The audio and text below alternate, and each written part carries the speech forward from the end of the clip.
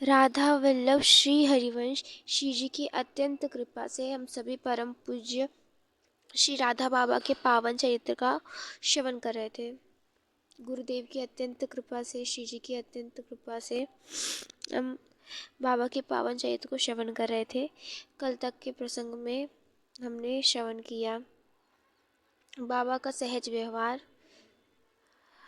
एक प्रसंग आता है जहाँ बाबा ने हठ योग कर लिया और उनको पीड़ा हो रही थी। तो बाबा अक्सर ग्राम ग्राम भ्रमण करते थे और बाबा ब्रह्म चिंतन और ग्रंथावलोकन यानी पढ़ा करते थे। इसके साथ साथ उनका योगाभ्यास भी था, वो योगा भी करते थे। ये हठ योग की साधना करते समय एक बार ऐसी चूक हो गई कि बाबा के प्राण पर भी संकट आ गया। ऐसा योग हो गया कि प्राणों की आयु जाने लगे, प्राण ही जाने लग गए। स्थिति ऐसी गंभीर हो गई मानो कुछ क्षण या कुछ दिन में शरीरांत हो जाएगा। किसी को कुछ भी सूझ नहीं रहा था कि क्या करें जिससे बाबा का उपचार हो जाए। यह कष्ट किसी व्याधि का परिणाम तो था नहीं। थोड़ी देर बाद वह कष्ट स्वतः ही कम हो गया। वह कम हुआ था, समाप्त नहीं। मतलब वो कष्ट थोड़ा हुआ था, इस पूरी तरीके से खत्म नहीं हुआ था। बाबा के साथ उस समय श्री भवानी शंकर जी रहते थे।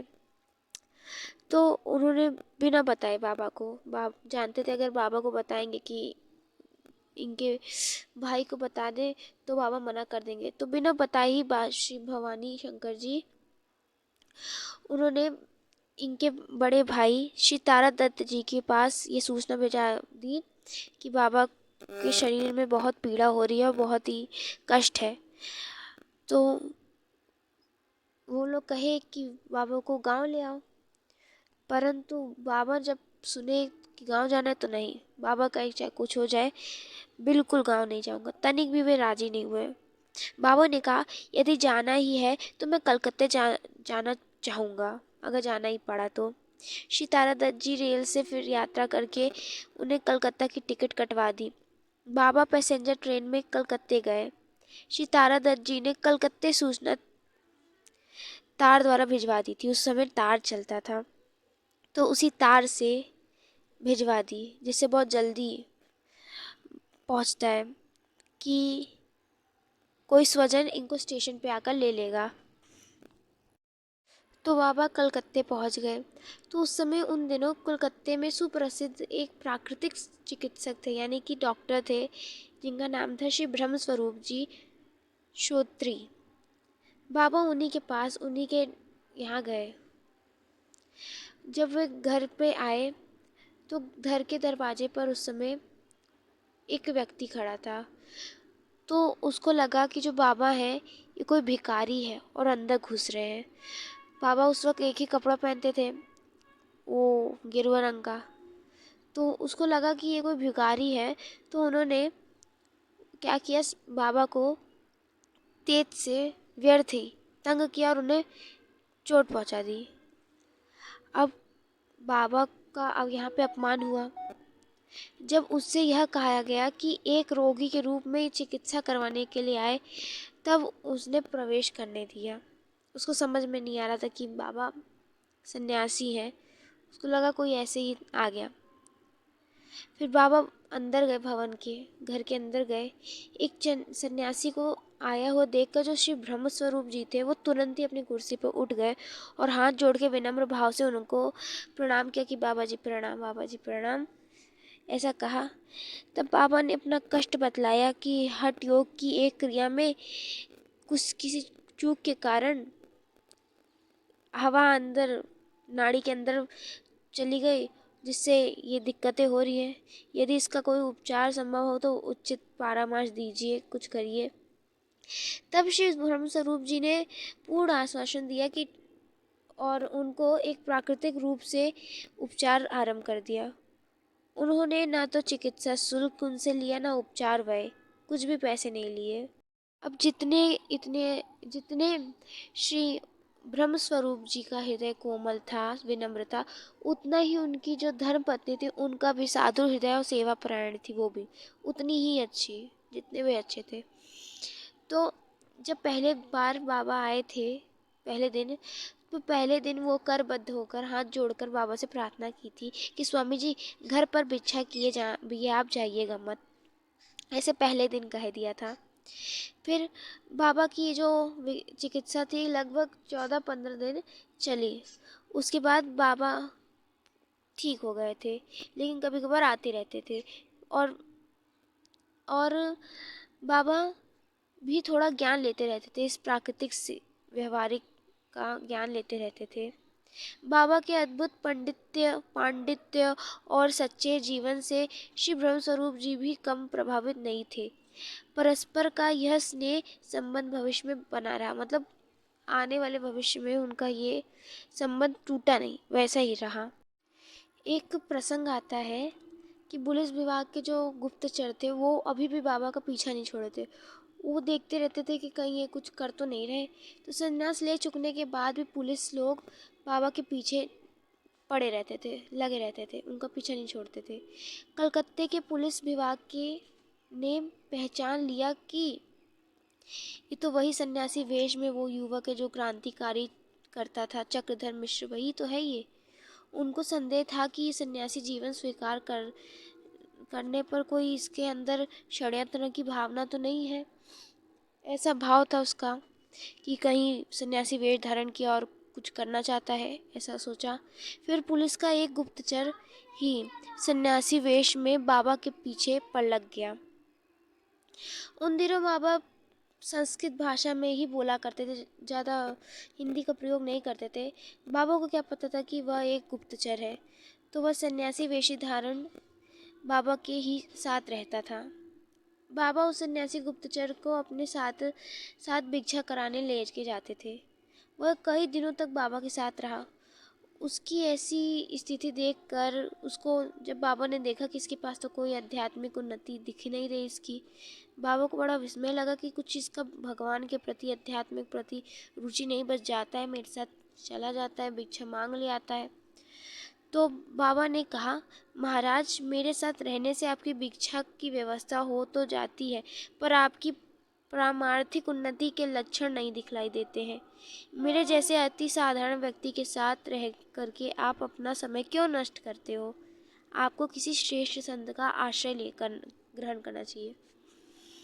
तब वह सन्यासी गुप्तचर समझ गया कि आज तो मैं पकड़ा जाऊंगा, इसलिए वो वहाँ से चला गया।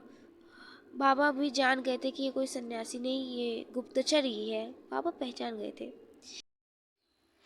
तो अब बड़ा सुंदर अद्भुत प्रसंग आने वाला है, जिसमें स्वामी श्री राम सुखदास जी से बाबा की वार्ता थोड़ी होती है। वो प्रसंग है पहली बार जब बाबा मिले थे श्री राम सुखदास जी से, तो कैसे मिले थे। तो बाबा नियमित ही प्रतिदिन गंगा जी में स्नान करने जाया करते थे। साधक संत सिद्ध सबके लिए जो गंगा मैया है वो बहुत ही वंदनीय है।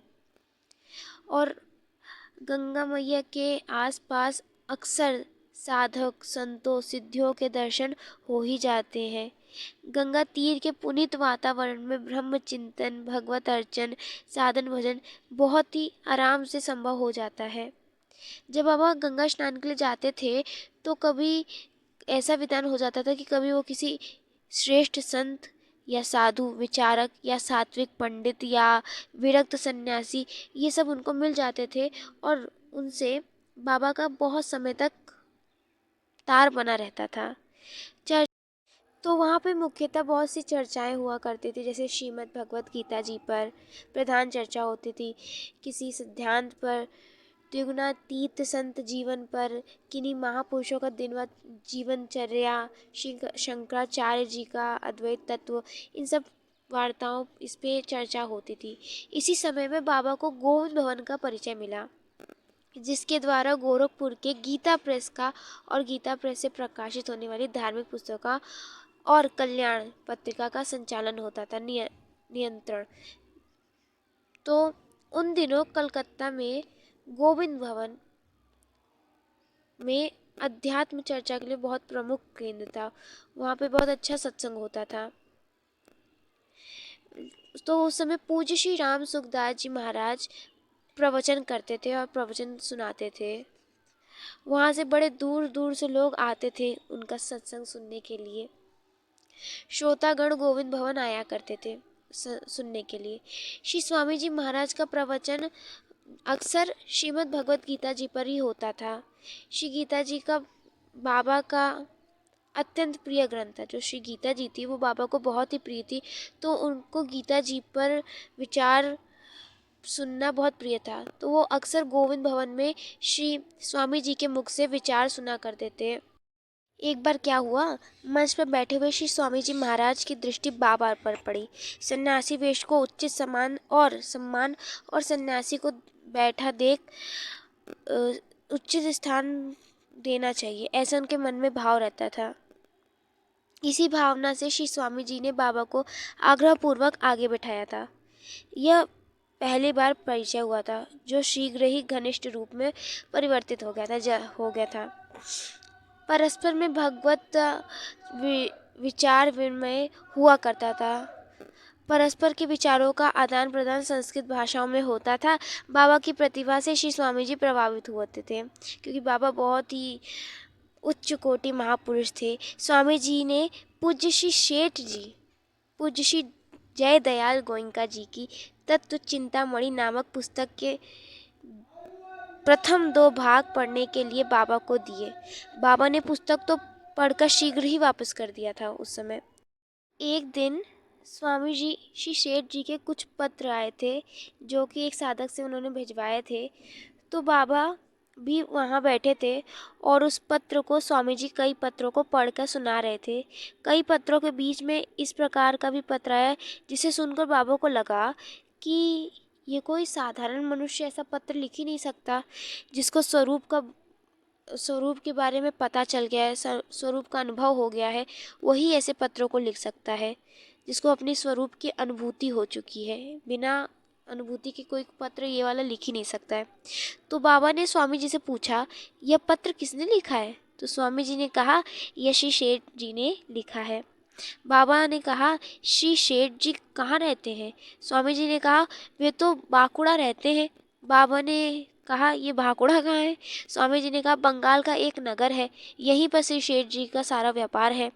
बाबा ने कहा, मैं उनसे मिलना चाहता हूँ। स्वामी जी ने कहा, आपके बांकुड़ा जाने की सारी व्यवस्था करवा दी जाएगी, आप कब जाना चाहेंगे? बाबा ने कहा, मैं तो आज ही जाना चाहता हूँ। जब मिलने की इच्छा जाग गई तब फिर विलम्ब क्यों करना? बाबा ने कहा। बाबा के इस उल्लास भरे उत्तर को सुनकर श्री स्वामी जी बड़े प्रसन्न हुए और उनके नयनों में उत्सुकता फैल गई। स्वामी जी को विश्वास था कि इन सुयोग युवक सन्यासी श्री चक्रधर जी से मिलकर श्री शेठ जी बड़े प्रसन्न होंगे। बाबा को बांकुड़ा भेजने के लिए दृष्टि से श्री स्वामी जी ने चिंतन सक्रिय कर दिया। जो उनके चिंतन मन में चल रहा था वो कर दिया। तो श्री जी की अत्यंत कृपा से अभी तो यहीं पे प्रसंग विराम देते हैं। लाडली जी की अत्यंत कृपा से कल हम प्रसंग श्रवण करेंगे, जिसमें बाबा और श्री शेठ जी महाराज का मिलना होता है। तब तक के लिए आप सभी भक्तों को राधा वल्लभ श्री हरिवंश।